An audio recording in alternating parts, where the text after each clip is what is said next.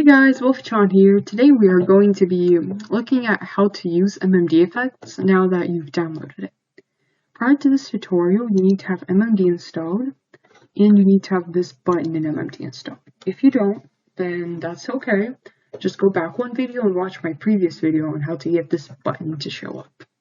Awesome. Now if you have this button, we're going to be looking at how you can add effects to your models to make them gorgeous. First thing, we're going to actually look at the quote of the day, and today's quote is, "Society makes you embrace what nobody has ever embraced." I think that's very sweet because society now seems to be a little more accepting of all sorts of people than it used to be in the past, and I think that's wonderful. Now, let's get on with effects. Where can you get effects? Well, anywhere really. A really good tip is to just Google it. If you find a pack is going to be a bunch of effects all together. For example, this pack here is this huge line of effects. If you want to just get all your downloading with over it and just play around over with and see and just play around with all these effects, then you should download a pack.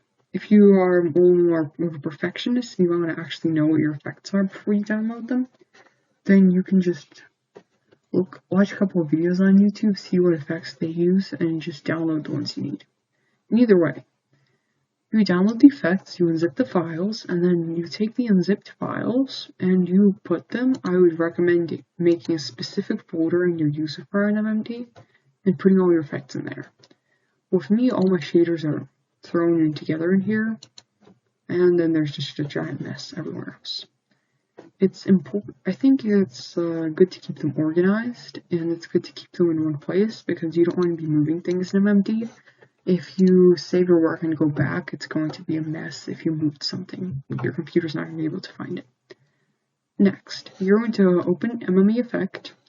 You're going to pick the model you want. If your models aren't named, or if they're named something in a language you don't know, like Japanese, then a good surefire way to know that you're setting the right effect is to click on your model, highlight it, and make the X, the little check go. Right. Now this makes your model disappear, and you know if you picked the right model. Next, you're going to say set effect, and effects are, there's like effects files, and these are the effects you want to put on your models. So some models have prerequisites, some effects have prerequisites, like have to have accessories loaded, but they're going to usually have that in the README. Most files, they're just going to be named. They're just, you can just load them on. For example, GreenerShader is a good one I use. It's not very specific. Realistic, but if you load it onto your model, you're going to be able to tell. GreenerShader goes from 1, which is like the most, the lightest of the effect, to this, which is the darkest. So just play around with it, pick whichever one you want, and click apply. And boom, one of your models has an effect on it. Now the beauty of MMD effects is that you can actually have different levels of darkness and stuff on your models. So for example, I want my model to be like nicely highlighted against a dark forest. I would just pick this model of the forest, and boom, suddenly it's night and my model is nicely visible. Not all effects go well with everything. For example, this effect isn't very good for eyes or faces. It makes them kind of dark and plastic looking.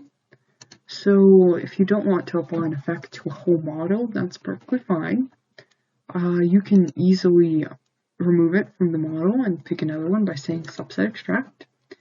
And here, to know that you're removing the effect from the right things, like from the eyes, for example, you once again click the check mark. If it disappears and it's the right thing, perfect.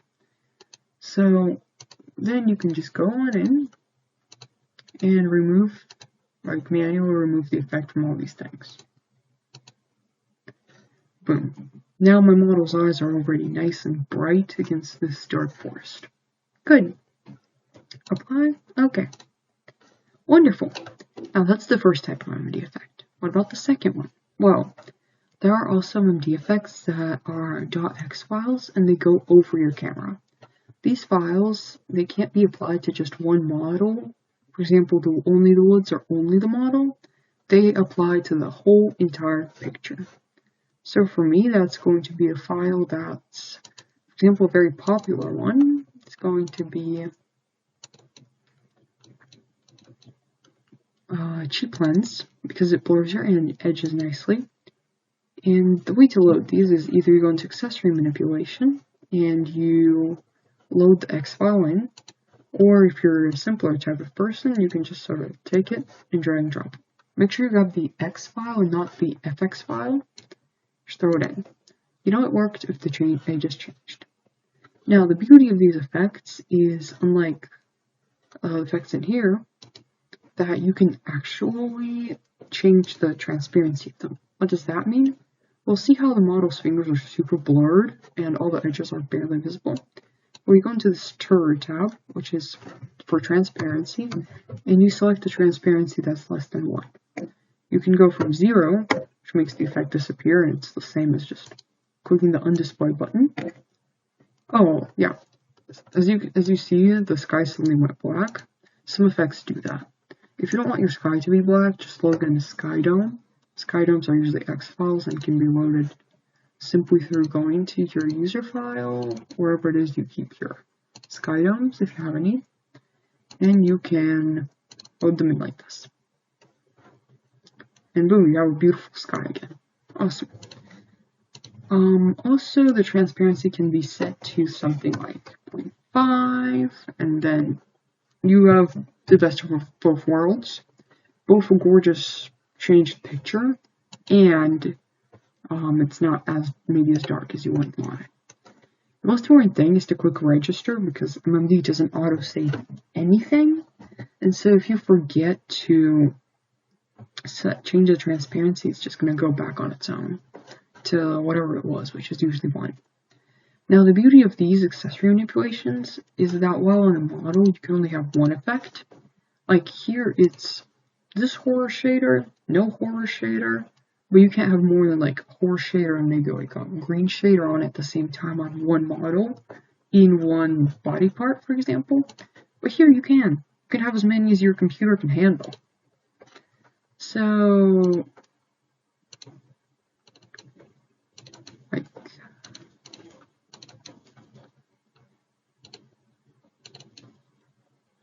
maybe I want to also add a little glass to my thing and to have a little picture go for broken glass. That can work. Also, the beauty of these effects is while the effects up here will all be applied for your model for the entire duration of your video or picture or whatever, the effects here can disappear and reappear. They have this display option.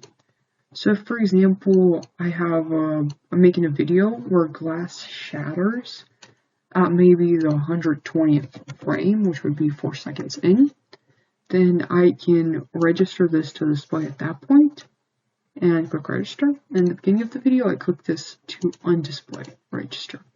So when I play it, let's play it to 115.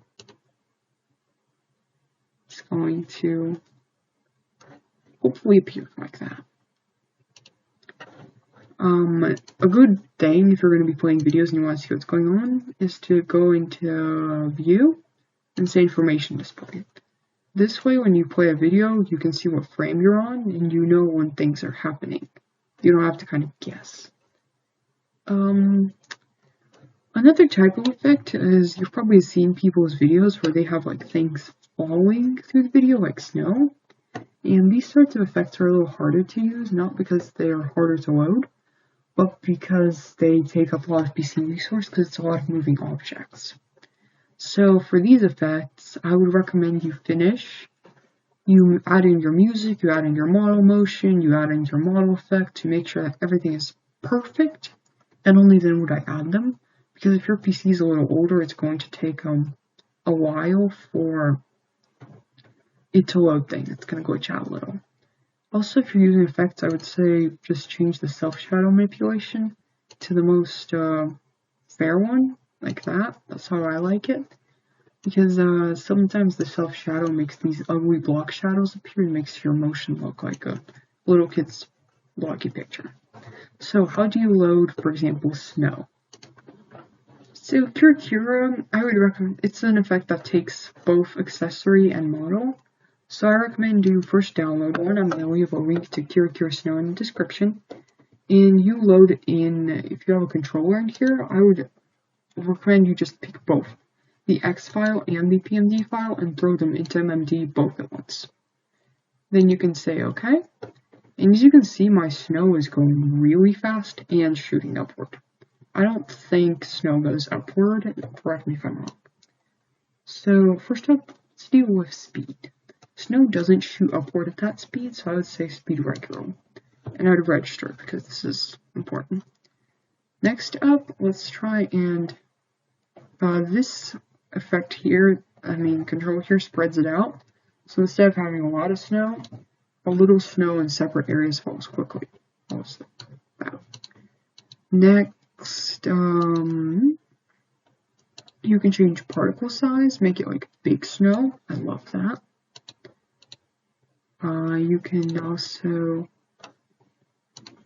You can make it move closer to each other like this. You can make it all kind of go in one little area, like for example, you have like maybe fog and it doesn't go above your model's head, right?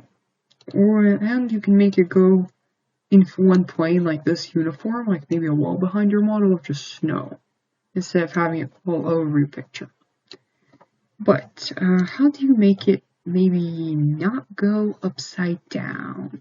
Well, before we get into not making the effect go upside down, you can undisplay the KiraKira controller. It doesn't make it stop working, but it does leave a less ugly thing under your model. So how do we rotate it? So we're going to have to do something, it looks like, something I don't really like doing, but it's necessary right now. So we're going to go into model, and there's a thing called here dummy bone. What they meant was a dummy bone, and you're just going to load it. Now you're not going to see anything, but it's there. You're going to pick the bone you like best, which is going to be bone 01 for me. And you're going to say KiraKira and make it associated with not the ground, but dummy bone and bone 1. You're going to register that. Next, you're going to go back in to this dummy bone, and you're going to say move, and you're going to move it upward, and as you can see, this effect suddenly flew upward. Next, you're going to go, and you're going to say rotate, and you're going to rotate it 180 degrees. Or maybe if you want your snowfall like a blizzard angle, you can also do that. Whatever. Whenever you're happy with your rotation, you're going to say register, and you're going to move this effect up again until the snow falls the way you want it to. Like, you don't just want the snow to start above your model's head, probably. Same thing, this is the same effect with rain or sparkles. Basically anything KiraKira is going to work like this. Now, make sure you register it, very important. And after this, you're just going to, once you're satisfied with the way everything looks in here, you're going to save it as a picture like this, right up to picture, or into AVI, or if you're going to come back to this, just go save as, and you're going to name it Free Snow, or whatever it is you want, and you're going to say save, and boom, it's saved. Now if you make any changes here, MMD isn't going to auto save them, but it will warn you if you're trying to like delete something good. Like, for example, if I take this gorgeous model and make her eyes open and then register, or make a wink and say register, try to close this, it's going to say, hey, are you sure? But it's not going to autosave, so if your computer's dying or something, I recommend saving every minute or so, maybe every couple of minutes. Either way, whatever it is you do, this is how you use effects in MMD. Thanks for watching!